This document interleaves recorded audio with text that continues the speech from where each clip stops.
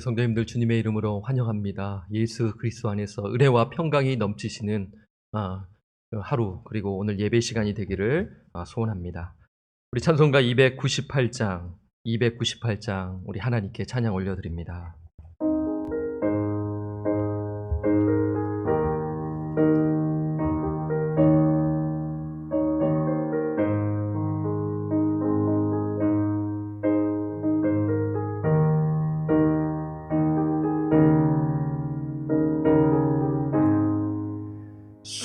속죄하신 그 새 주를 내가 찬송하리라. 내게 자유 주시려고 주가 고난 당했네. 계신 사랑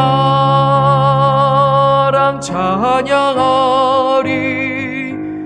나의 죄 사려고 십자가에 죽임 당한 나의 주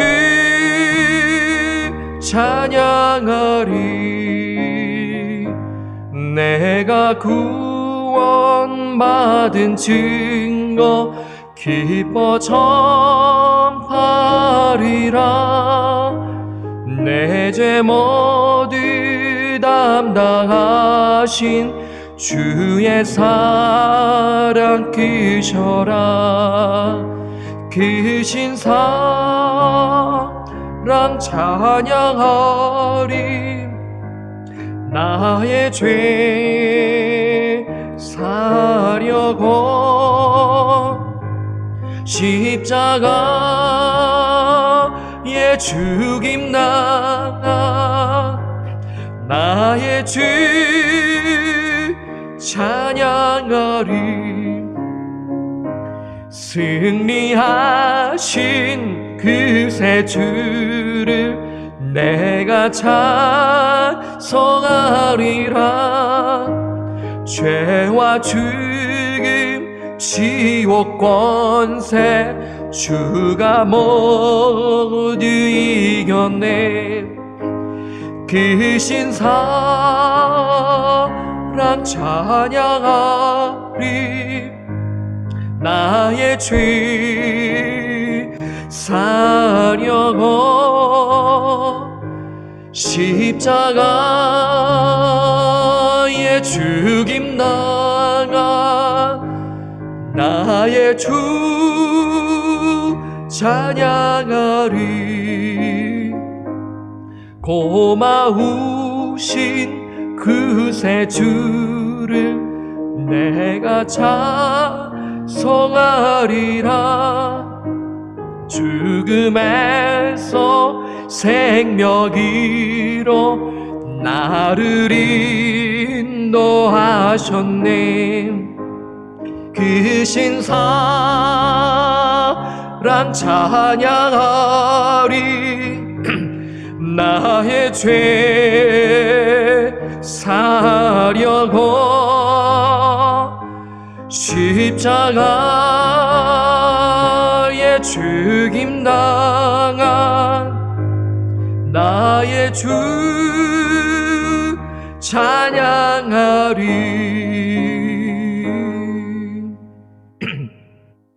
우리 찬송가 270장 찬송합니다.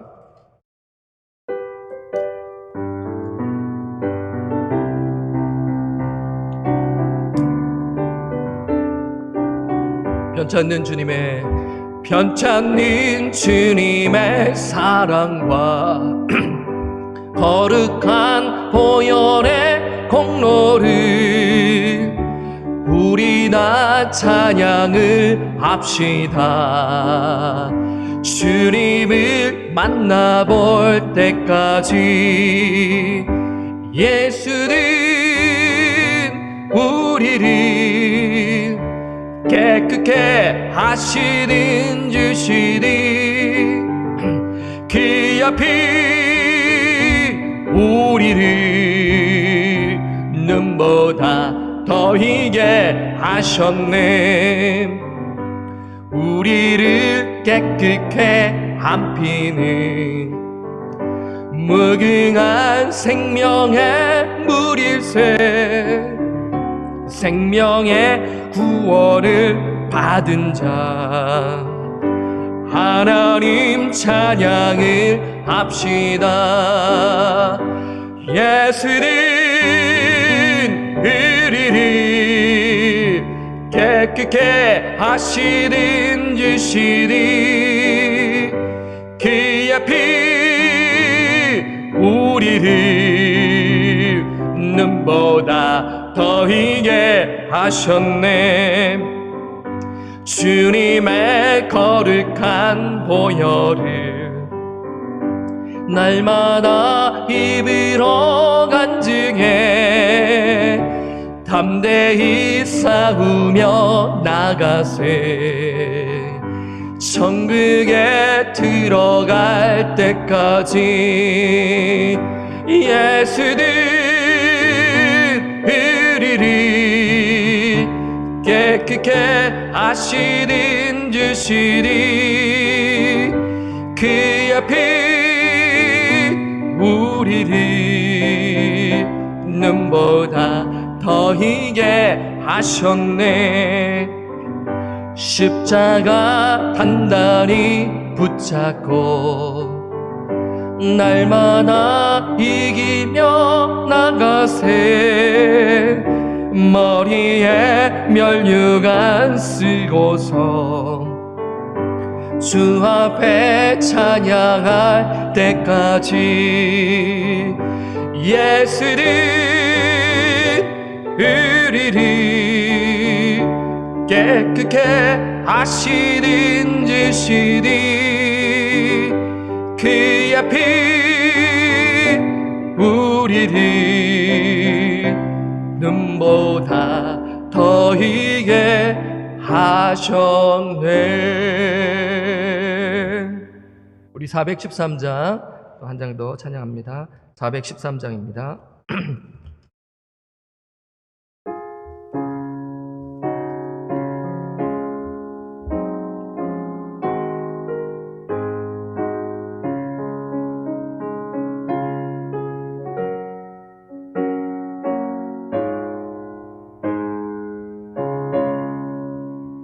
내 평생에 가는 길 순탄하여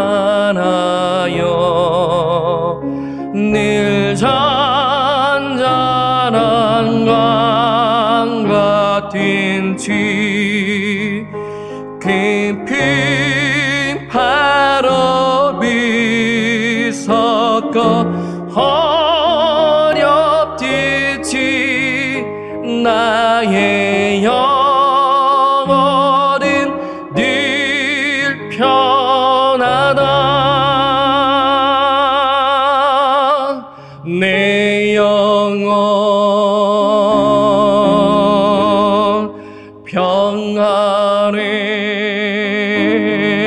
평안해. 내 영혼 평안해. 저 막히는 의리를 삼키려고 입 벌리고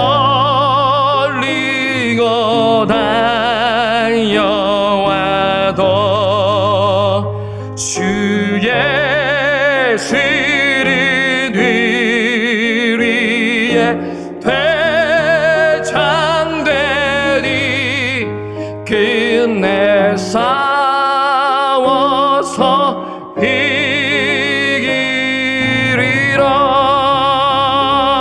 이기리라. 내 영혼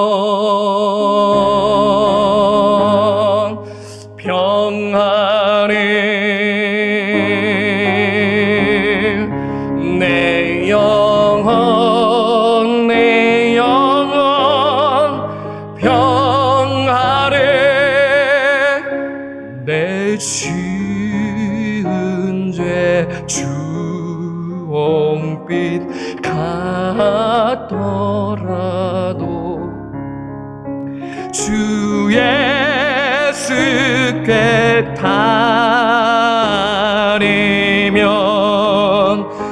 그 십자가 피로써 다시 세사 흰 님보다도 정하리라.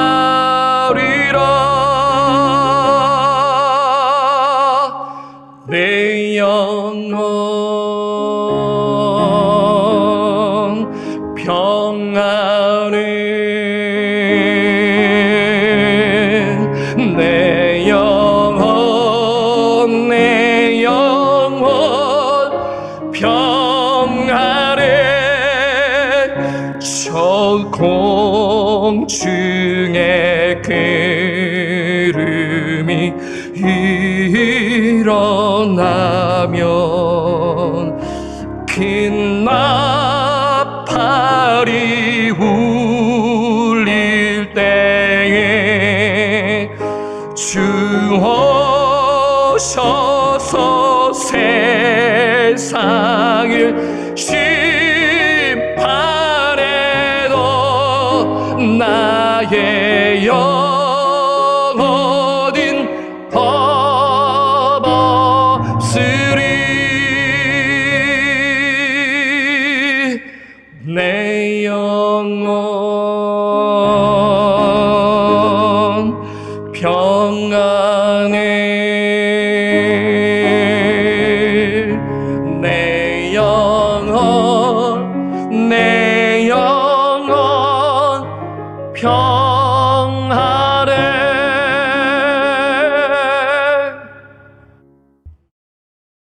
교동문 26번입니다. 시편 50편 말씀 교독할게요. 내 백성아 들을지어다. 내가 말하리라. 이스라엘아 내가 내게 증언하리라. 나는 하나님 곧 내 하나님이로다. 나는 내 재물 때문에 너를 책망하지는 아니하리니 내 번제가 항상 내 앞에 있음이로다. 내가 내 집에서 수소나 내 우리에서 순염소를 가져가지 아니하리니 이는 산림의 짐승들과 무산의 가축이 다 내 것이며 산의 모든 새들도 내가 아는 것이며 들의 짐승도 내 것이미로다. 내가 가령 주려도 내게 이르지 아니할 것은 세계와 거기에 충만한 것이 내 것이미로다. 내가 스소의 고기를 먹으며 염소의 피를 마시겠느냐? 감사로 하나님께 제사를 드리며 지존하신 이에게 내 세원을 갚으며 함께 했겠습니다. 환난 날에 나를 부르라. 내가 너를 건지리니 네가 나를 영화롭게 하리로다. 아멘. 우리 사도신경으로 신앙 고백하시겠습니다. 전능하사 천지를 만드신 하나님 아버지를 내가 믿사오며 그 외아들 우리 주 예수 그리스도를 믿사오니 이는 성령으로 잉태하사 동정녀 마리아에게 나시고 본디오 빌라도에게 고난을 받으사 십자가에 못 박혀 죽으시고 장사한 지 사흘 만에 죽은 자 가운데서 다시 살아나시며 하늘에 오르사 전능하신 하나님 편에 앉아 계시다가 저리로서 산자와 죽은 자를 심판하러 오시리라. 성령을 믿사오며 거룩한 공회와 성도가 서로 교통하는 것과 죄를 사하여 주시는 것과 몸이 다시 사는 것과 영원히 사는 것을 믿사옵나이다. 아멘. 우리 찬송가 278장 찬양 드립니다. 278장입니다.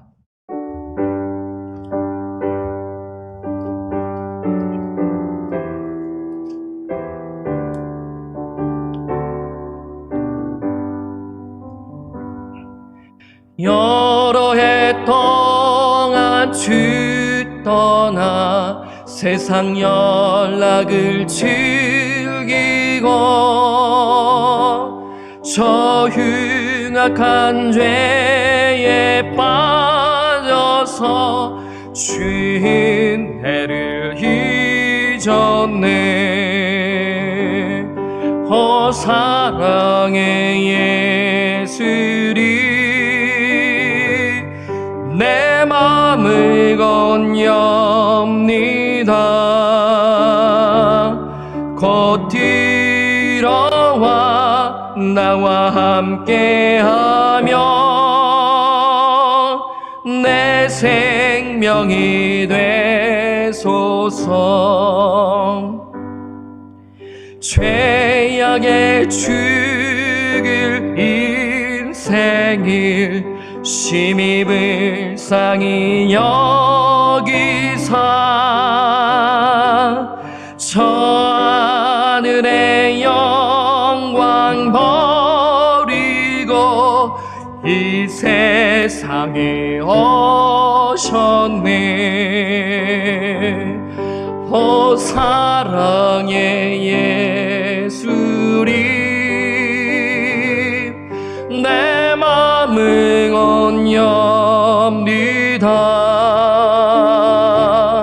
곧 들어와 나와 함께하며 내 생명이 되소서. 홍포를 입은 그 주는 가시면류관 쓰시고 저 십자가 높이 달리사 그 아픔을 참았네. 오 사랑의 예수님, 내 맘을 온유합니다. 곧 들어와 나와 함께하며 내 생명이 되소서. 미련한 우리 인생은 주의 공로를 모르고 그 쓸쓸한 사막 가운데 늘 헤매고 다녔네. 오 사랑의 예수님, 오 사랑의 예수님, 내 맘을 곧 엽니다. 내 맘을 곧 엽니다. 곧 들어와 나와 함께하며 내 생명이 되소서.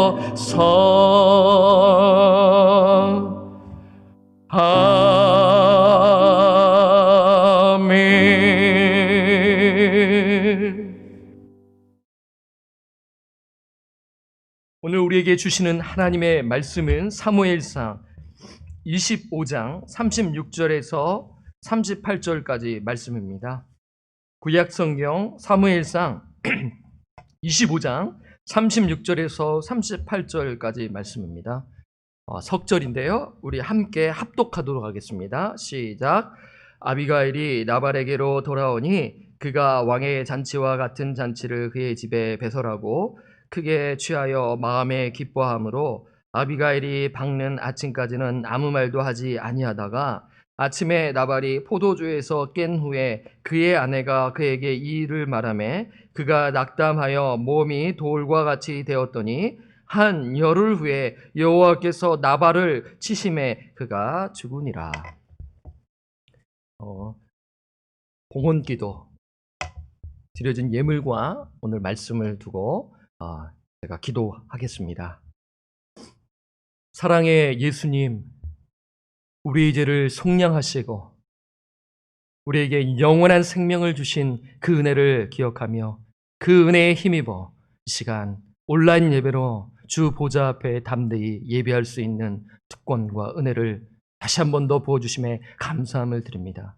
우리가 다른 데 가지 아니하고 가학조소에서 주신 은혜를 기억하며 하나님을 바라보며 시간을 구별하여 오늘 온라인 예배를 주님께 온전히 올려드립니다. 주님, 우리의 찬양을 받아 주시옵소서. 우리의 기도를 들어 주시옵소서. 이 험악하고 지금 어려운 이 세상에 하나님께서는 참된 예배자를 찾으신다고 말씀하셨사오니 우리가 성령에 의해서 그 예수 그리스도 믿는 진리 안에서 하나님을 경외하며 하나님을 바라보며 이 시간 주 앞에 마음의 무릎을 꿇고 주 앞에 예배를 드리오니 성령이여 우리 성도님들의 가정에 임재하여 주셔서 하나님을 의지하며 오늘 예배드리는 거룩한 예배의 현장이 될 수 있도록 주님 인도하여 주시옵소서. 하나님, 지난 일주일과 우리의 삶을 뒤돌아봅니다. 아버지, 바쁜 삶 가운데 우리는 정말 하나님을 갈망하며 하나님의 말씀을 사모하며 주의 음성에 귀를 기울이며 살아간 인생이었습니다. 주님, 우리가 그런 삶을 살지 못하고 순종하지 못한 삶을 살았다면 주님, 우리의 죄를 용서하시고 우리가 정말 결단하여 정말 이 코로나 사태의 이 위기 가운데 우리가 주의 말씀에 순종하며 그 말씀을 사모하며 한 걸음 한 걸음 주님과 동행하며 하나님과 호흡하며 살아가도록 주님 이 시간 말씀하여 주시고 주님, 그러한 삶을 살지 못하였다면 깨닫게 하여 주시고 그리하여 성령을 의지하며 살아가는 복된 인생이 될 수 있도록 주님 인도하여 주시옵소서. 주님, 우리의 허물과 우리의 죄를 이미 고백하여 회심의 역사가 있었지만 우리는 평생 우리 자신을 뒤돌아보며 회개하며 살아가야 하는 인생이오니 주님 오늘 말씀 가운데 말씀하여 주셔서 우리가 정말 하나님 앞에서 부끄러움 없는 하나님을 기쁘시게 하는 삶을 살아가도록 주님 이 예배 시간에 인도하여 주시옵소서. 주님이 베풀어 주신 은혜에 감사하여 아버지 시간을 구별합니다. 그리고 물질을 구별하여 미리 준비한 예물을 온라인으로 그리고 우편으로 그리고 현장에 와서 주 앞에 11조와 감사의 물과 그리고 선교헌금, 주일헌금을 구별하여 주님께 올려드립니다. 아버지, 경제적으로 어려운 이때 하나님을 의지하며 하나님의 나라를 바라보며 드리는 손길을 기억하시고 아버지께 모든 것이 왔사오니 주님께 모든 것이 주님께 속하였다라는 그 믿음의 고백으로 드려진 그 예물에 주님 기억하시고 사업터를 기억하시며 가정을 지켜주시며 하시는 모든 일 가운데 하나님의 영광과 하나님의 뜻을 위한 그 목적을 가지고 달려나가는 그러한 지금 이 위기 가운데 그러한 삶이 될 수 있도록 주님 은혜를 내려 주시옵소서. 빠져진 손길 가운데 어려운 가운데 있는 분들 계십니다. 주님 기억하시고 아버지 피할 길을 열어주시고 아버지 이 위기 가운데 하나님을 의지하여 하나님의 은혜를 체험하는 귀한 이 코로나 사태 기간이 될 수 있도록 주님 인도하여 주시옵소서. 부족한 자가 주의 말씀을 들고 이 앞에서 하나님의 말씀을 선포합니다. 하나님의 말씀만이 온전히 우리 심령 가운데 새기게 하시고 성령의 조명하심으로 말미암아 그 말씀을 깨닫게 하시고 이미 아는 말씀 아멘으로 화답하게 하시고 우리의 그 마음으로 들어가 그리고 우리의 입술과 우리의 그 손과 발이 움직여 정말 그 전 인격적인 반응이 일어나 하나님의 말씀대로 살아가는 놀라운 은혜가 있을 수 있도록 주님 성령이여 우리 성도님들 한 분 한 분의 가운데 말씀하여 주시고 이끌어 주시옵소서.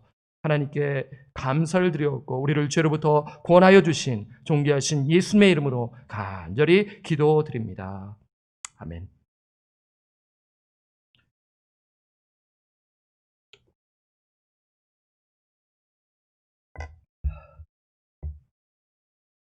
오늘은 치명적인 죄, 탐욕이라는 제목으로 말씀을 드립니다. 지난 시간 우리는 이 25장, 사무엘상 25장을 통해 두 인물을 살펴보았어요. 기억나십니까? 분노하는 다윗을 보았죠. 그리고 이 분노하는 다윗을 이 막아서서 하나님이 보내셔서 이 아비가일을 통해 지혜로운 말을 할 수 있도록 하나님께서 붙들어 주셨습니다. 저는 오늘 이런 인물이 두 명 있는데 한 명 더 자세히 나누고자 해요. 그 사람은 나발입니다. 이미 앞 시간을 통하여 나발에 대해 어떠한 사람인가를 대충 감을 잡으셨을 거예요. 그래도 이 나발에 대해서 한번 우리가 또 깊이 또 봄으로 해서 정말 주시는 교훈을 나누고자 합니다. 여러분, 나발은 부자였죠. 부자라는 이미지가 강한 사람이었어요. 그리고 여러분, 나발이라는 이름의 뜻 제가 말씀을 드렸는데 여러분 기억나시는지 모르겠어요. 나발이라는 이름의 뜻은 바보입니다. 어리석음입니다. 그러면 여러분 제가 이 말씀을 드리면 갸우뚱하실 수가 있어요. 아니 어느 부모가 자녀의 이름을 바보라고 지었겠나요? 그렇죠? 어리석은 자라고 이렇게 지었겠나라고 의문이 드는 것이에요. 정말 나발의 원래의 뜻이 바보인 건 맞아요. 그런데 이제 학자들이 갸우뚱하는 거예요. 어떻게 부모가 자식의 이름을 나발이라고 지었을까라는 그런 궁금증이 있는 것입니다. 그래서 어느 성경학자는 당시 사람들이 그가 어리석은 인생을 살았기에 그에게 붙여진 닉네임, 별명으로 불러진 것이 아니었겠는가라면서 그렇게 해석하는 분들이 계셔요. 어쨌든 중요한 것은 나발이 어리석은 인생을 살아갔다라는 것을 우리가 주목해 볼 필요가 있는 것이에요. 성경 기자는 25장 3절에서 그가 어떤 삶을 살았는지 말씀합니다. 25장 3절을 보면은 나발을 어떻게 표현합니까? 그 사람의 이발은 나발이요 그 아내의 이름은 아비가임이라. 그 여자는 총명하고 용모가 아름다우나 남자는 완고하고 행실이 악하며 그는 갈렙 족속이었다라고 지금 말하고 있는 것이죠. 나발은 정말 완고한 자 그리고 행실이 악한 자라고 이렇게 묘사하는 것이죠. 여러분, 종들은 나발을 어떻게 부르나요? 그 나발의 종들은 어떻게 부르는지 25장 17절을 한번 가볼까요? 25장 17절에 아비가일에게 종들이 말하는 것입니다. 그런즉 이제 당신은 어떻게 할지를 알아 생각하실지니 이는 다윗이 우리 주인과 주인의 온 집을 해하기로 결정하였음이니이다. 주인은 불량한 사람이라. 종들이 지금 그 주인에게 불량한 사람이라고 지금 이야기하고 있는 것이에요. 여기서 불량한 사람은 히브리어로 분리야알이라고 합니다. 분리야알. 여러분, 이 단어는요 엘리의 두 아들의 모습을 묘사할 때 사용되었습니다. 여러분, 사무엘상 2장 12절로 한번 가볼까요? 사무엘상 2장 12절을 펴보게 되면은 거기에 이제 동일한 단어가 쓰여진 게 나와 있는데 2장 12절 찾으셨어요? 자, 찾으셨으면 우리 2장 12절을 함께 읽겠습니다. 시작. 엘리의 아들들은 행실이 나빠 여호와를 알지 못하더라. 지금 여기서 행실이 나쁘다라는 것은 히브리어로 분리알, 그러니까 아까 그 나발에게 쓰였던 단어랑 똑같은 거예요.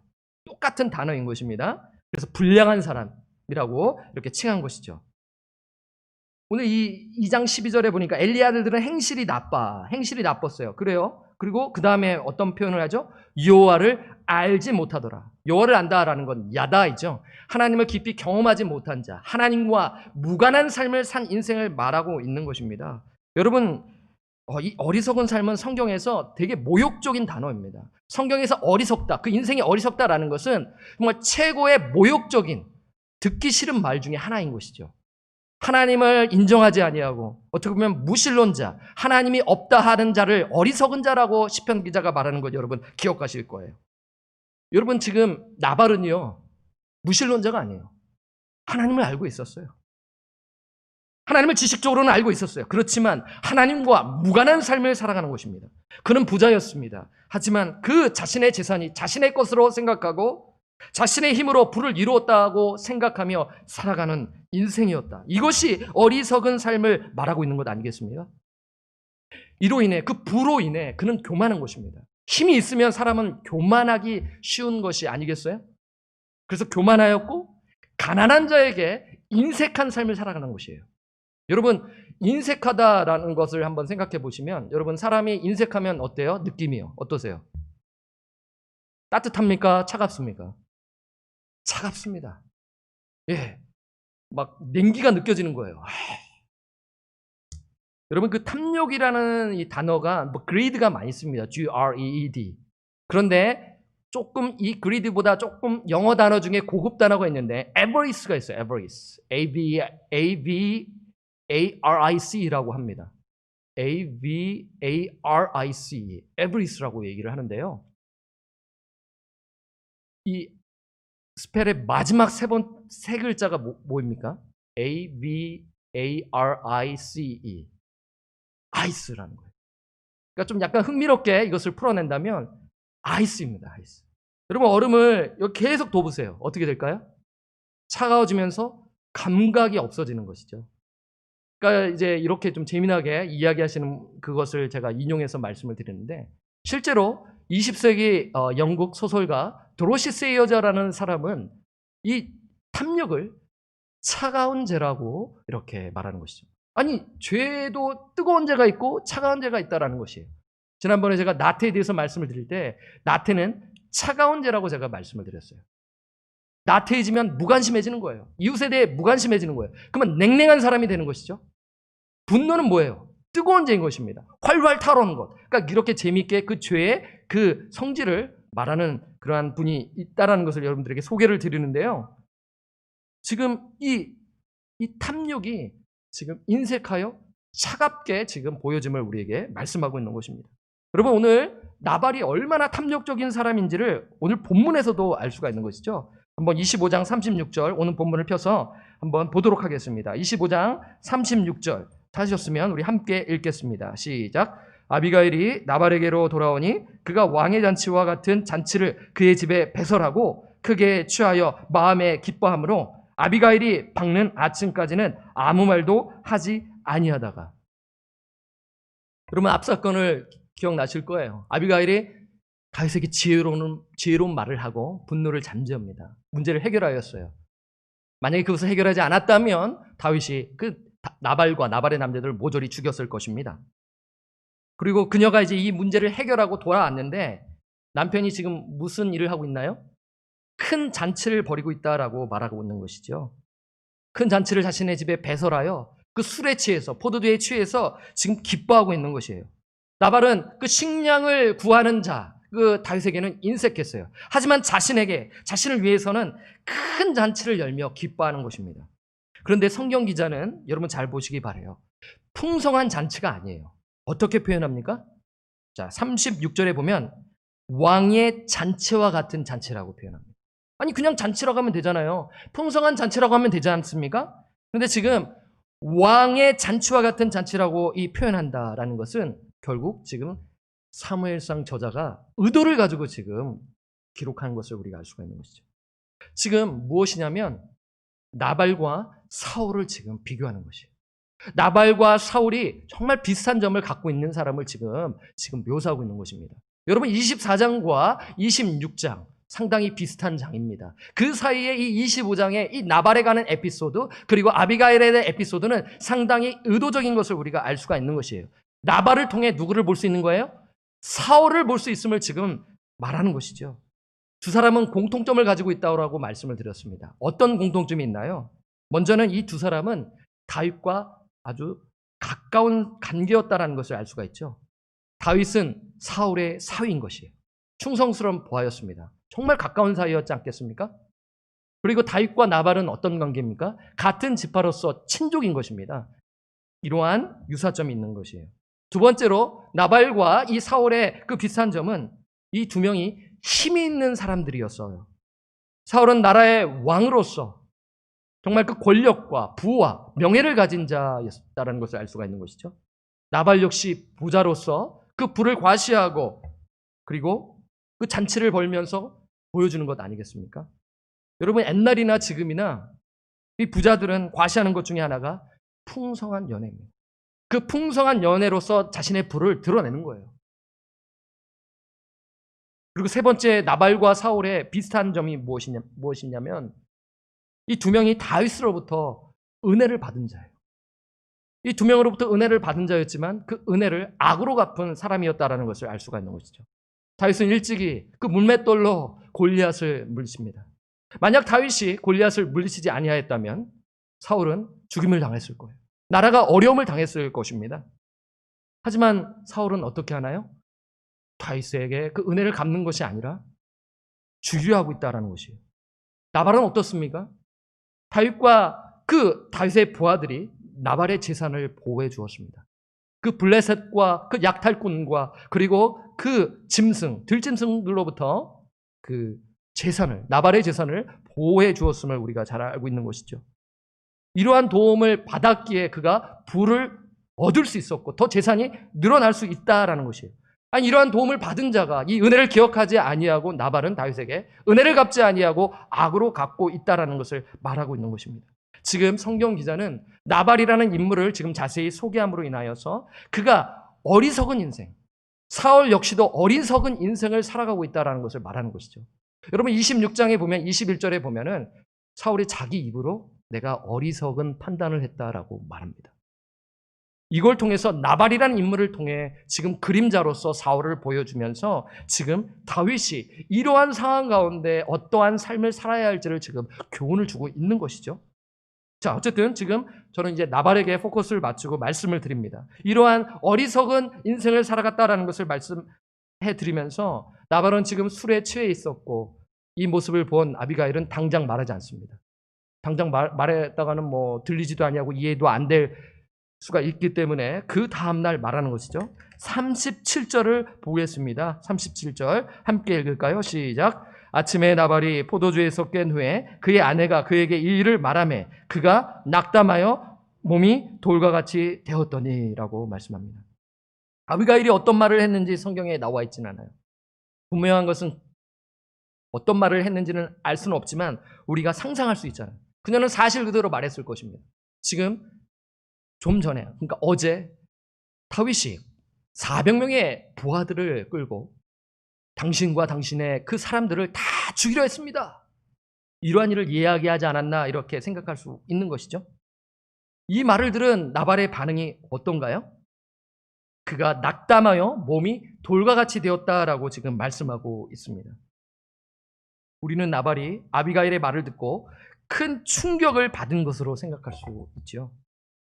나발은 욕망과 두려움 속에 사는 인생이었어요.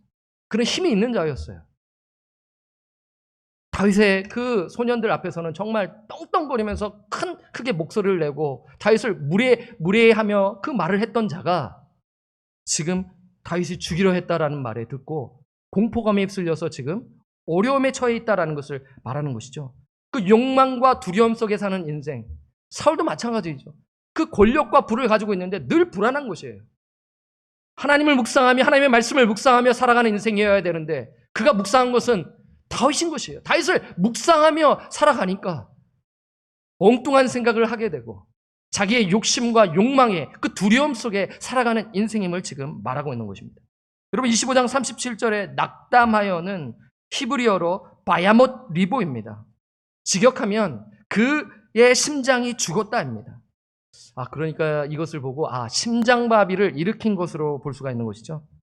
그래서 어떤 학자는 나발이 평소에 심장이 좋지 않았던 사람이구나. 그래서 그 두려움 속에 그 발작이 일어나 심장이 지금 죽은 것이 아닌가, 문제가 발생한 것이 아닌가라며 지금 그렇게 해석하는 학자들이 있는 것이죠.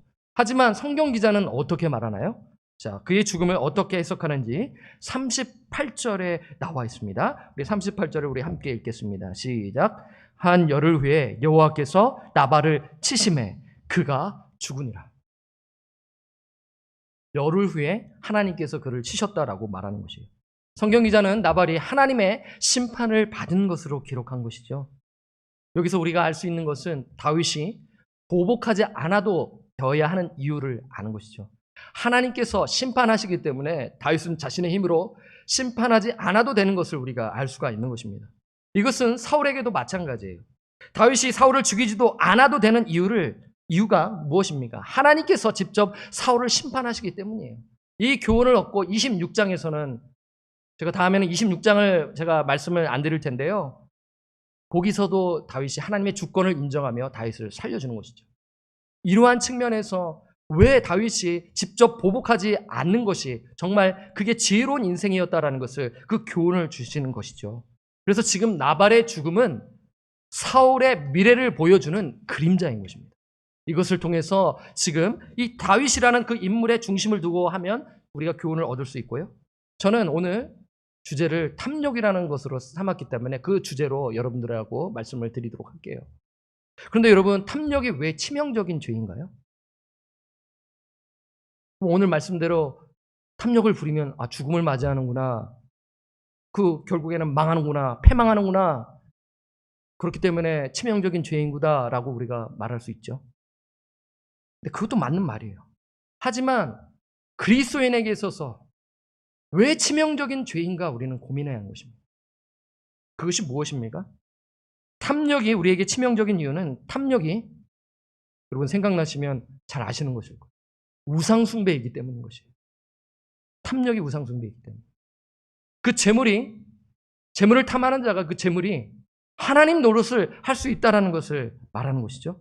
우리 마태복음 6장 24절로 가보겠습니다. 마태복음 6장 24절을 우리 한번 직접 이 탐욕에 대한 말씀을 찾아보면서 우리가 한번 정리했으면 좋을 것 같아요. 자, 마태복음 6장 24절을 우리 함께 읽겠습니다. 6장 24절을 우리 읽을까요? 다 찾으셨어요? 시작. 한 사람이 두 주인을 섬기지 못할 것이니 혹 이를 미워하고 저를 사랑하거나 혹 이를 증히 여기고 저를 경히 여김이라. 너희가 하나님과 죄물을 겸하여 섬기지 못하느니라. 지금 예수님께서는 지금 두 주인을 소개하고 있는 것이에요. 두 주인은 누구입니까? 하나님과 죄물을 말하고 있는 것이죠. 죄물은 아람어로 맘몬이라고 해요. 영어 성경 킹 제임스에서는 영어를 맘몬이라고 번역했는데요. 맘몬은 재물의 신을 말하고 있어요. 일명 맘몬신. 왜 돈을 신이라고 했을까요? 돈에 힘이 있기 때문이라는 것을 우리는 잘 압니다. 지금 돈의 노예가 될 수 있기 때문에 이 점을 지금 말씀하고 있는 것이죠. 우리는 하나님의 종이라고 말하며 우리가 고백하지 않았어요? 하나님이 나의 주인이요, 나의 주인이시며 내가 주님의 그 말씀대로 살아간다고 이렇게 말을 하지만 정말 실상은 우리가 돈의 노예가 되면서 살아가는 인생이 아닌가라는 것을 점검해 봐야 하는 것이에요. 탐욕에 빠진 사람들은 돈을 사랑하고 신뢰하고 의지합니다. 그런데 여러분, 그 어느 누가 나 돈을 숭배합니다 라고 말하고 다니나요? 그런 사람 봤어요? 나 돈을 숭배합니다 라고 말하는 사람 저는 못 들었고요. 그렇게 말하는 사람 없습니다. 결국 삶의 중심에 무엇이 우선순위인가를 자신에게 물어보면 점검할 수 있는 거예요. 자기 진단을 할 수 있는 것입니다. 여러분들의 삶의 우선순위는 무엇인가요? 누구를 위해 지금 애를 쓰고 땀을 흘리며 일하고 계시나요? 무엇을 위해 열심히 살아가고 계시나요? 여러분, 이 질문 앞에 정말 정직하게 하나님 앞에 대답하시면 그것을 알 수가 있는 것이죠. 어쩌면 우리가 예수를 믿는다고 하면서 나의 삶의 목표가 현세적인 것을 구하며 사는 것이 아닌가, 하나님 앞에서 정직하게 스스로 묻고 대답해야 하는 것입니다. 사도 바울은 탐욕에 대해 이렇게 경고합니다. 골로새서 3장 5절. 그러므로 땅에 있는 지체를 죽이라. 곧 음란과 부정과 사욕과 악한 정욕과 탐심이니 탐심은 우상 숭배니라. 여러분, 골로새서는 골로새 교회에게 보낸 편지인 것이에요. 기본적으로는 골로새 교회 예수 그리스도를 만난 그 하나님을 믿는 예수 그리스도를 믿는 자들에게 보낸 편지입니다. 물론 그렇다고 해서 이 에베소 교회와 골로새 교회 그 아시아에 있는 교회의 성도들이 다 예수를 믿는 것은 아닙니다. 문맥적으로 봤었을 때 진심으로 믿지 못한 그러한 명목상의 그리스도인이 있지 않는 것인가 하고 우리는 생각할 수 있는 것입니다. 모두 100% 교회를 다닌다고 해서 예수 그리스도를 믿는 사람이라고 우리는 생각할 수가 없는 것이죠. 그러한 측면에서 지금 어떻게 보면 예수님을 진심으로 믿는 자에게 1차적으로 주는 말씀인 것입니다. 그렇죠? 서신서가 그렇잖아요. 그래서 땅에 있는 지체를 죽이지 않는다면 곧 음란과 부정과 사욕과 악한 정욕과 탐심이니 탐심은 우상 숭배니라고 지금 말씀하고 있는 것입니다. 여러분, 우상 숭배는요, 하나님의 백성을 언약 공동체로부터 잘려나가도록 만드는 최악의 죄인 것입니다. 여러분, 여호수아 말씀을 보게 되면 아간이 그 탐욕하여 심판을 받지 않습니까? 왜냐하면 하나님과 재물을 동시에 섬길 수 없다라는 것입니다. 그러니까 뭐예요? 동시에 섬길 수 있다라는 전자에 지금 말씀하는 것입니다. 내가 그것을 동시에 섬긴다고 그러지만 하나님 보시기에는 하나님을 섬기고 재물도 섬기기 때문에 진심으로 하나님을 섬기는 자가 아니라는 것을 지금 말씀드리는 것이죠. 에베소서 5장 5절에 너희도 정녕 이것을 알거니와 음행하는 자나 더러운 자나 탐하는 자 곧 우상 숭배자는 다 그리스도와 하나님의 나라에서 기업을 얻지 못하리니라고 말씀하고 있는 것입니다. 지금 심각한 말씀이죠. 우상 숭배자는 하나님 나라의 기업의 그 유업을 얻지 못하기 때문이다라고 지금 경고하는 것입니다. 우리는 이 사무엘상 25장의 말씀을 통해서 우리는 다윗에 대한 큰 그림 속에 이 나발이라는 인생, 그리고 다윗이 분노하지 않았습니까? 그러한 옛사람, 분노하며 욕심을 내며 살아가는 그 옛사람을 잘려내지 않는다면, 그 옛사람을 죽이지 않는다면 그 죄악 속에서 신음하며 죄의 종으로 살아갈 것을 지금 말하고 있는 것이죠. 우리 옛사람은 예수 그리스도와 함께 십자가에 못 박혔는데 어떻게 죄의 종으로 살아갈 수 있느냐라며 그 정체성을 로마서 6장에서 말씀하고 있습니다. 여러분, 오해하지 마시기 바라요. 이 죄물에 대한 설교는 많이 나와 있지 않기 때문에 여러분들 또 잘 아실 수 있고 어떻게 보면 또 들었을 때 부담이 될 수가 있는 것 아니겠어요? 부 자체는 악이 아닙니다. 돈은 필요한 수단이며 도구인 것이에요. 성실히 돈을 벌어야 하는 것입니다.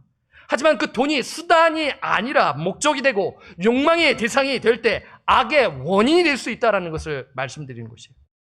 결국 나발과 같이 어리석은 자의 삶을 우리 역시도 살아갈 수 있음을 지금 말하는 것입니다. 여러분, 예수님께서 탐욕에 대한 말씀을 얼마나 하셨을 것 같아요? 100% 중에 얼마나 하셨을 것 같습니까? 15%입니다. 생각해 보십시오. 예수님의 그 공생의 가운데서 15%라는 그 퍼센티지를 두고 말씀했다라는 것은 그 당시에도 그 탐욕에 찌든 사람들, 특히 그 바리새인들과 사두개인들, 종교 지도자들이 그 탐욕에 찌들며 살아갔던 그 배경 속에 예수님께서 말씀하시는 것을 우리가 생각할 수가 있는 것인데요.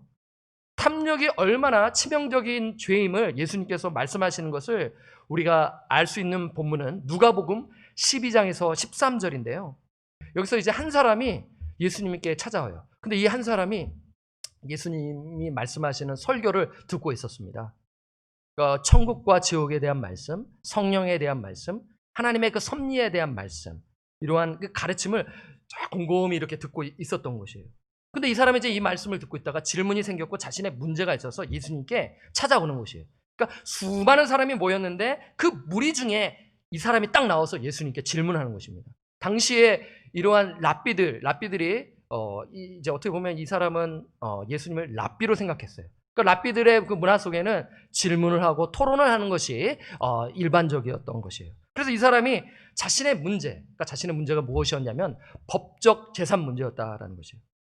그러니까 그 법적인 그 문제를 예수님께 묻기 위해서 이제 가는 것인데요. 찾아온 사람이 동생입니다. 이 동생인데 이제 형의 유산 문제 가지고 이제 예수님께 이야기하는데, 그러니까 명확하게 무슨 문제인지는 몰라요. 그런데 이렇게 생각할 수 있어요. 율법에 따르면 형은 3분의 1을 갖습니다. 그리고 동생은 3분의 1을 가져요. 그러니까 이것이 잘 분배되지 않았다라는 것으로 생각할 수 있고, 아니면 더 많이 받고 싶어서 이야기할 수 있다라는 것이에요.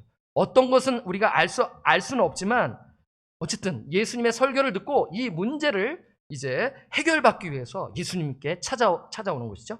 우리 한번 누가복음 12장으로 한번 가보겠습니다. 우리 한번 이 재물에 대한 가르침의 대표적인 구절이 누가복음 12장입니다. 12장 13절. 우리 함께 읽겠습니다. 시작. 무리 중에 한 사람이 이르되 선생님, 내 형을 명하여 유산을 나와 나누게 하소서 하니. 그러니까 이 무리 중에, 그러니까 앞에 12장 1절에 보면 무리 수만 명이, 그래서 예수님이 이렇게 설교를 하신 거예요. 바리새인의 외식을 이야기하시면서 이런 말씀을 전해 주셨어요. 그리고 이 사람이 이제 그 말씀을 듣고 끄덕였겠죠. 그러면서 자신의 문제를 해결받기 위해 예수님에게 이제 말하는 것입니다. 근데 예수님께서 이제 이 유산 문제에 대해서 해결해 주옵소서라고 하는데 예수님이 어떻게 말씀하시나요? 14절을 함께 읽겠습니다. 시작. 이르시되 이 사람아, 누가 나를 너희의 재판장이나 물건 나누는 자로 세웠느냐 하시고. 여러분, 이 사람이 깜짝 놀랐겠죠. 지금 문제를 해결받기 위해서 왔는데 예수님 뭐라고 얘기하세요? 이 사람아, 누가 나를 너희의 재판장이나 물건 나누는 자로 세웠느냐 하시고. 여러분, 오해하지 마세요. 예수님은 현실적인 문제를 해결해 주실 수 있는 분이 맞아요. 지금 근데 문맥적으로 예수님은요, 지금 설교를 하시고 정말 중요한 그 말씀을 하셨단 말이에요. 예수님이 오신 목적에 대해서 말씀하신 것입니다. 지금 예수님께서 이렇게 말씀하시는 것은 현세적인 문제를 해결하러 이 땅에 오신 분이 아니라는 것을 말하는 것이죠. 예수님께서 그 대속, 그 죄의 문제를 해결해 주시기 위해 이 땅에 오신 것을 지금 말하는 것인데, 지금 그러면서 이 사람아, 누가 너를 나의 재판장으로 세웠느냐라고 말하는 것이에요. 마치 우리가 하나님께 이렇게 기도하는 거랑 비슷하다고 볼 수 있어요. 이 상황을 재현한다면요. 하나님, 비즈니스 잘 돼요. 돈 많이 벌게 해주세요. 대박 나게 해주세요. 라고 이렇게 기도하는 것으로 우리가 생각할 수 있던 거예요. 그랬더니 예수님이 어떻게 말씀하세요? 이 사람아, 누가 나를 너희의 재판장이나 물건 나누는 자로 세웠느냐라고 듣는 것과 동일한 것이죠. 여러분 깜짝 놀라지 않겠어요? 내가 비즈니스가 잘 되어 나아가야 하는 것 측면에서 우리가 생각하면 되는 건데, 여러분 지금 예수님께서 오신 목적을 이 사람이 모르고 지금 말하는 것이에요. 예수님을 점쟁이로, 욤을 램프 빌어가지고 나오는 것으로 지금 예수님을 하는 것을 말하는 것이고, 동시에 그 사람의 마음을 알고 계셨기에 지금 말씀하시는 것이죠. 그 사람의 마음의 문제가 무엇입니까? 15절에 예수님께서 말씀하시는 거죠. 15절을 함께 읽겠습니다. 시작. 그들에게 이르시되 삼가 모든 탐심을 물리치라. 사람의 생명이 그 소유에 넉넉한 데 있지 아니하니라 하시고, 모든 탐심을 물리치라. 사람의 생명이 그 소유에 넉넉한 데 있지 아니하니라. 여기서 탐심은 헬라어로 플레오넥시아라고 합니다. 플레오넥시아. 돈에 대한 통제되지 않은 욕망입니다. 탐심은 실제로 가진 것보다 더 갖고 싶어하는 소욕을 말하고 있는 거지.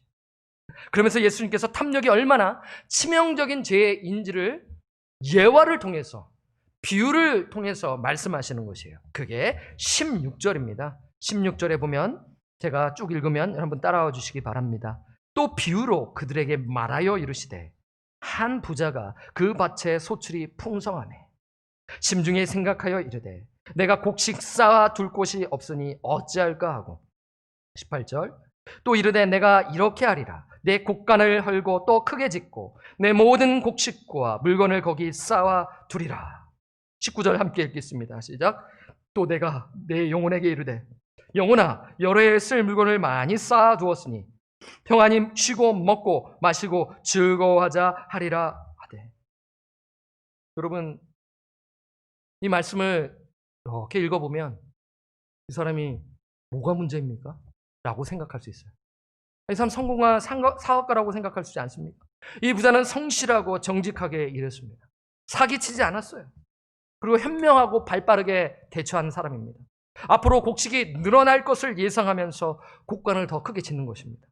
오늘날로 하면 매출이 더 오를 것을 생각하고 그 예상하여 가게를 확장시키고 그렇게 대비하는 것과 같다는 것이에요. 여러분, 이것이 왜 문제인가요? 오히려 칭찬받아야 되지 않나요? 하지만 예수님께서 이 부자를 이렇게 말씀하시는 것입니다. 20절 함께 읽겠습니다. 시작. 하나님은 이르시되 어리석은 자여, 오늘 밤에 내 영혼을 도로 찾으리니 그러면 내 준비한 것이 누구의 것이 되겠느냐 하셨으니. 사무엘상 25장에도 어리석은 자가 나오고, 오늘 예수님께서 누가복음 12장에서도 이 인물을 어떻게 표현합니까? 어리석은 자라고 지금 표현하는 것이에요. 아니, 세상에서 봤을 땐 이 사람은 정말 성공한 사람이고 정말 부러워하고 그러한 사람 아니겠습니까? 여러분, 나발과 같은 인생을 우리는 때론 부러워합니다. 이야 정말 대단한 부자이구나. 나도 저렇게 되었으면 참 좋겠다. 여러분, 그런 마음 가진 적 없으세요? 나발과 같은 인생, 어떻게 보면 어리석다 그러지만 나도 좀 부자가 되었으면 좋겠다, 좀 잘 돼서 잘 살았으면 좋겠다라는 마음 안 갖는 사람이 누가 있겠습니까? 다 그런 마음이 있지만 하나님의 말씀으로 그것을 통제하고 그것이 어리석은 인생이람을 알고 살아가는 것 아니겠습니까? 지금 왜 어리석은 인생입니까? 이 부자의 인생의 목적이 재물을 쌓는 데 있다라는 것입니다. 재물을 자신의 것으로 여기는 것이에요. 나발과 같이 이 사람은 자신의 재물이 자신의 것으로 여기며 사는 인생이었어요. 그래서 17절에 내가 곡식 쌓아둘 것, 18절에 또 이르되 내가 이렇게 하리라. 내 곡간을 헐고 더 크게 짓고 내 모든 곡식과 물건을 거기에 쌓아두리라. 주체가 나인 것입니다. 21절에 예수님께서 확실하게 말씀하시죠. 21절을 한 목소리로 읽겠습니다. 시작. 자기를 위하여 재물을 쌓아두고 하나님께 대하여 부유하지 못한 자가 이와 같으니라. 자기를 위하여 재물을 쌓는 그 인생을 지금 말하고 있는 것입니다. 육적으로는 풍요롭지만 영적으로는 가난한 인생을 말하는 것이에요. 그렇다면 우리는 그리스도인으로서 우리가 탐욕이라는 죄에 빠지지 않게 어떻게 합니까? 여러분, 어떻게 해야 합니까? 제 말이 아닌 하나님의 말씀으로 말씀을 드립니다. 첫째, 세 가지를 드리는데요. 첫째, 재물에 소망을 두지 말고 하나님께 소망을 두어야 합니다. 우리 디모데전서 6장 17절로 우리 가보겠습니다. 부에 대한 말씀, 대표적인 말씀이 디모데전서 6장입니다. 누가복음 12장과 디모데전서 6장을 보시면 교훈을 얻을 수가 있습니다. 6장 17절을 우리가 함께 읽겠습니다. 시작. 내가 이 세대에서 부한 자들을 명하여 마음을 높이지 말고 정함이 없는 재물에 소망을 두지 말고 오직 우리에게 모든 것을 후히 주사 누리게 하시는 하나님께 두며. 재물에 소망을 두지 말고 하나님께 두어야 함을 지금 말하고 있는 것입니다. 예, 그렇습니다. 이 세상의 재물은 우리에게 편안함과 안락함을 줍니다. 그럼 물질적으로 어려우면 불편합니다. 그렇죠? 그래서 여러분 50평 살다가 40평, 30평, 20평, 10평 살면 힘들지 않습니까? 불편해요. 사람들은 반대입니다. 더 넓은 집을 가려고 하는 것이 우리의 마음 아니겠어요? 그런데 그것을 향해 나간다면 정말 그게 우리에게 안전을 보장하는가? 그렇지 않다라는 것을 성경은 말씀하고 있는 것입니다. 그래서 우리가 날마다 하나님을 묵상하며 하나님께 소망을 두어야 한다라는 것을 말하는 것이에요. 여러분, 하나님께 소망을 둔다라는 것은 추상적인 말이 아닌 것입니다. 그 삶의 우선순위를 보면 알 수 있는 것입니다. 정말 하나님의 나라, 먼저 그의 나라와 그의 의를 구하며 살아가는 인생이면 정말 하나님께 소망을 두는 것이에요. 나의 정말 삶의 우선순위가 무엇인지 그것이 뒤바뀐다면 나는 결국엔 하나님께 소망을 두는 인생이 아니라 이 세상의 안전과 편안함을 위해 살아가는 인생이라는 것입니다. 여러분, 나의 재물이, 나의 물질이 오직 나와 나의 가족들에게만 쓰여진다면 그 부분에 대해서 우리가 스스로 점검해야 하는 것입니다. 성경학자 조엘 그린은 말합니다. 재물을 어디에 쓰는지 보면 마음의 주소를 알 수 있다. 재물을 어디에 쓰는지 보면 마음의 주소를 알 수 있다는 것이에요. 두 번째, 자족해야 합니다. 디모데전서 6장 6절에서 8절 말씀을 드립니다. 우리 함께 읽겠습니다. 시작. 그러나 자족하는 마음이 있으면 경건은 큰 이익이 되느니라. 우리가 세상에 아무것도 가지고 온 것이 없음에 또한 아무것도 가지고 가지 못하리니 우리가 먹을 것과 입을 것이 있은즉 족한 줄로 알 것이니라. 두 번째로 우리가 탐욕이라는 치명적인 죄에 빠지지 않기 위해서는 자족해야 하는 것입니다. 여러분, 자족은 감사하며 사는 것이에요. 부자가 되기 위해 매몰되면 그 육신은 정말 성공할 수 있습니다. 미국 땅에서 열심히 살면 성공할 수 있습니다. 하지만 그 영혼은 피폐해지고 믿음에서 떠나게 된다는 것입니다. 9절에서 10절 말씀입니다. 부하려 하는 자들은 시험과 올무와 여러 가지 어리석고 해로운 욕심에 떨어지나니 곧 사람으로 파멸과 멸망에 빠지게 하는 것이라. 10절 함께 읽겠습니다. 시작. 돈을 사랑함이 일만하게 뿌리가 되나니 이것을 탐내는 자들은 미혹을 받아 믿음에서 떠나 많은 근심으로써 자기를 찔러도다라고 지금 말씀하고 있는 것입니다. 돈이 일만 악의 뿌리가 된다. 그래서 그 돈의 그 유혹으로 말미암아 믿음에서 떠난다. 지금 누구에게 말하는 것인가요? 세상 사람에게 말하는 것이 아니라 예수님을 믿는 자에게서 지금 말하고 있는 것입니다. 그 믿음에서 떠나게 됨을 지금 말하고 있는 것이에요. 마지막으로 탐욕에 빠지지 않기 위해서는 첫 번째는 하나님께 소망을 두어야 된다라고 말씀을 드렸고, 두 번째는 자족해야 된다라고 말씀을 드렸고, 세 번째는 베풀어야 합니다. 나눠야 합니다. 디모데전서 6장 18절을 우리가 함께 읽겠습니다. 시작. 선을 행하고 선한 사업을 많이 하고 나누어 주기를 좋아하며 너그러운 자가 되게 하라. 선을 행하고 선한 사업을 많이 하고 나누어 주기를 좋아하며 너그러운 자가 되라. 인색한 자가 되지 말고 너그러운 자가 되라고 하는 것입니다. 우리가 대접할 때 대접받지 못한 자에게 대접하라는 것이죠. 그렇잖아요. 우리가 대접을 하면 그 사람이 나에게 대접할 것 같은 사람에게 한다면 그건 대접이 아닌 것이죠. 왜 그렇습니까? 나의 물질이 나의 것이 아니기 때문인 것이에요. 우리는 청지기 의식, 청지기 소명으로 살아가지 않는다면 결국에는 나발과 같은 어리석은 인생을 살아가는 것입니다. 코로나로 인해 우리가 어려운 시기를 겪고 있어요. 여러분, 코로나로 인해 어느 성도님은 고통 중에 있어요. 물질적으로 어려움을 겪고 있는 분이 계십니다. 그런 반면 또 코로나로 인해 또 정상적으로 또 장사가 잘 되시는 분들도 계십니다. 여러분, 그래요. 내가 힘들면 다른 사람은 부유하게 되는 거예요. 돈은 돌고 돌지 않습니까? 내가 가난하게 되면 다른 사람은 부유해지는 것입니다. 그렇지 않습니까? 교회가 커지면 작은 교회가 힘들어지는 것이고, 결코 내가 잘나서 내가 힘이 있어서 내가 뭘 잘해서 되는 것이 아니라는 것을 철저히 자각하지 않는다면 교만하고 그것을 뽐내며 살아가는 어리석은 인생을 살아간다라는 것을 말하고 있는 것입니다. 여러분, 탐욕이라는 죄뿐이겠습니까? 여러 가지 죄악들이 있습니다. 여러분들이 정말 쉽게 넘어지는 죄악들이 무엇이 있어요? 탐욕. 나는 뭐 가난하고 하지만 가난한 자도 탐욕을 부릴 수 있습니다. 너무나 가난하기에 그 자족하지 못하고 더 욕심을 낼 수가 있다는 것이죠. 그래서 우리 오늘 이 말씀, 탐욕이라는 죄를 십자가에 못 박고 우리에게 주신 그 물질에 자족하고 하나님께 소망을 두고요.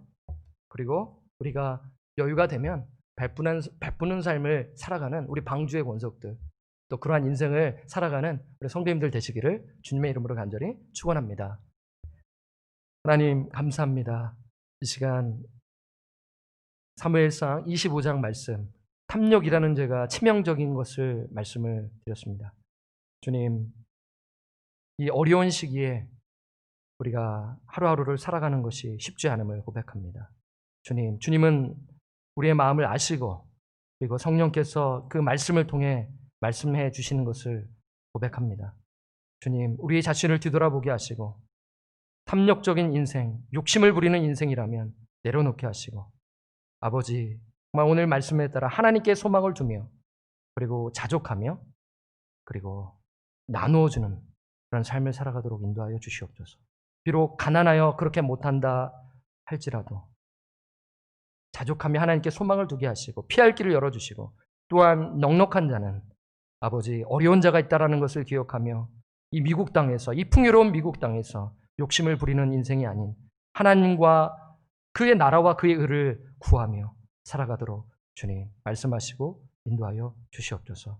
아버지 이 말씀이 그냥 도덕적인 교훈으로 들리지 아니하게 하시고 우리가 정말 예수 그리스도를 믿어 죄로부터 자유함을 얻게 되고 죄의 종이 아닌 하나님의 종으로서 마땅히 그 공의와 정의를 실천해 나가는 그 측면에서 십자가의 그 사랑을 묵상하며 나 같은 죄인을 살리시고 건강을 주시고 교회를 섬기게 하시고 그리고 사역을 할 수 있게끔 그 은혜를 주신 것에 감사하며 하나님의 때를 구하며 하나님의 그 때를 기다리며 하나님께 온전히 의탁하며 기도의 자리로 나아가게 하시고 우리 자신의 그 물질을 쓰이는 것을 뒤돌아보게 하시고 그냥 오로지 나만을 위하여 살아가는 그러한 어리석은 인생이 되지 아니하도록 주님 말씀하시고 이끌어 주시옵소서.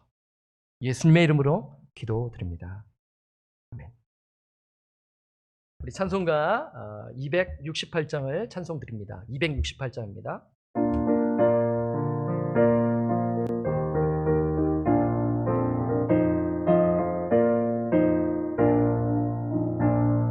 죄에서 자유를 얻게 함이 보혈의 능력 주의 보혈 시험을 이기고 승리하니 참 놀라운 능력이 일어나 주의 보혈 능력이 또다 주의 피 믿어 주의 보혈 그 어린 양의 매우 귀중한 피로다 육체의 정욕을 이기림은 보혈의 능력 주의 보혈 정결한 마음이 얻게 하니 참 놀라운 능력이 일어나 주의 보혈 능력이 또다 주의 피 믿어 주의 보혈 그 어린 양의 매우 귀중한 피로나 눈보다 더 이게 밝히는 것 보혈의 능력 주의 보혈 부정한 모든 것 밝히시니 참 놀라운 능력이 일어나 주의 보혈 능력이 또다 주의 피 믿어 주의 보혈 그 어린 양의 매우 귀중한 피로다 그 주의 복음을 전할 제목 보혈의 능력 주의 보혈 날마다 날마다 나에게 찬송제니 참 놀라운 능력이로다. 주의 보혈 능력이 또다. 주의 피 믿으오. 주의 보혈 그 어린 양의 매우 귀중한 피로다. 네, 교회 소식을 전합니다. 당분간 우리 온라인 가정 예배가 지속될 예정이고요. 새벽 예배도 마찬가지입니다. EM과 유스 예배도 그렇고요. 그리고 365일 성경 통독 구약편 이사야서 45장에서 에레미야 3장까지입니다. 이번 한 주간 주신 말씀 매일 묵상하시고 하나님을 갈망하며 하나님의 뜻을 구하며 살아가는 그런 예배 시간, 그리고 하루가 하루 되기를 소원합니다. 그리고 광고 드릴 것은 다음 주 설교는 박수현 목사님께서 하실 예정입니다. 정기 당회가 있는 것으로 인해 다음 주는 박수현 목사님께서 말씀을 전할 예정입니다. 이 말씀을 드리고요. 교회 소식은 여기까지입니다. 우리 여기에 모인 우리 1절 찬양하며 축담으로 예배를 마치도록 하겠습니다. 620장 1절을 찬송합니다. 여기에 모인 우리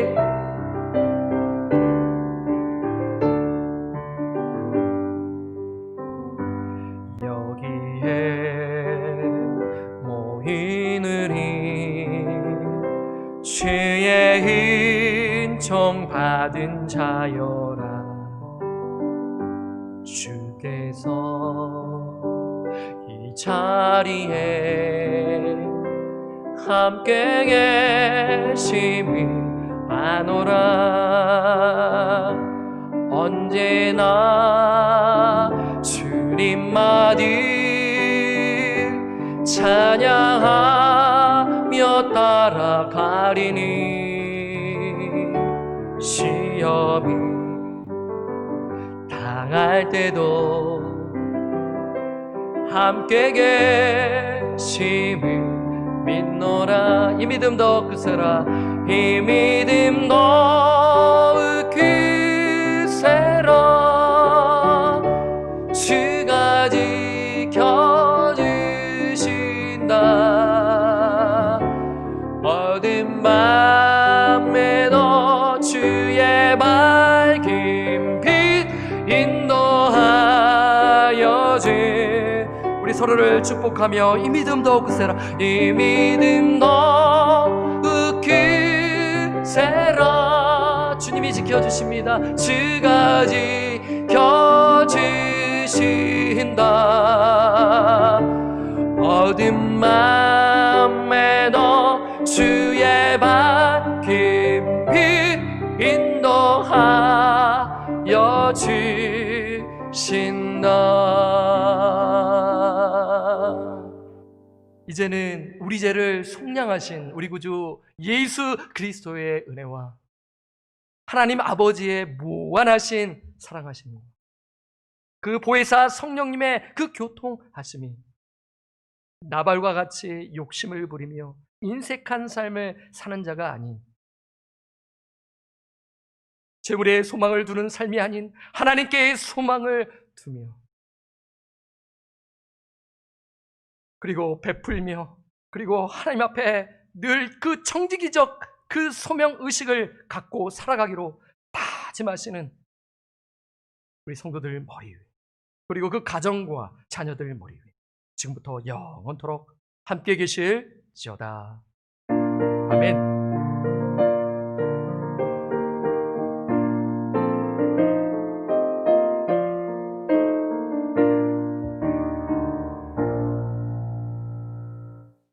주중에 뵙겠습니다.